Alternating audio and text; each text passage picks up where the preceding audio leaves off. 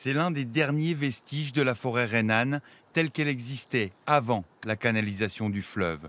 Une forêt humide, luxuriante, par endroits presque impénétrables, mais qui a bien failli disparaître.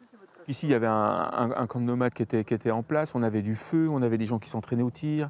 Il y avait tout le long du Rhin, il y avait des sentiers avec des voitures qui circulaient, des dépôts de pneus. Tout au bout de l'île, il y avait des gens qui venaient brûler du cuivre. Donc c'était vraiment l'anarchie sur place, quoi.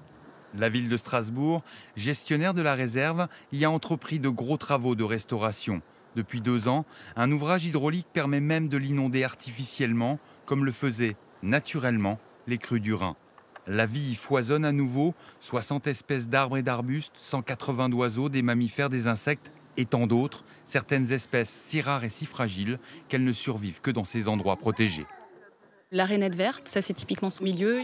Le triton crêté qu'on peut retrouver dans des mares forestières ou dans des mares de milieu ouvert, effectivement, qui est emblématique, patrimonial, protégé, très rare, voilà. C'est un milieu dans lequel on trouve des lianes, donc du houblon, de la clématite, la vigne sauvage qui pousse ici. 10 km à peine séparent la cathédrale de Strasbourg de cette réserve naturelle du Rorschollen, et pourtant, elle reste très méconnue. Je ne connaissais pas du tout, effectivement. Et je ne savais même pas que c'était ouvert. Enfin, là, en arrivant, j'ai eu l'impression qu'on pouvait peut-être y aller des fois en dehors, à certains endroits. Je ne savais pas du tout. On se situe là, juste à côté de la centrale hydroélectrique, juste à côté de l'usine d'incinération. Donc, beaucoup de Strasbourgeois ne savent pas forcément qu'on a ici un monument de nature.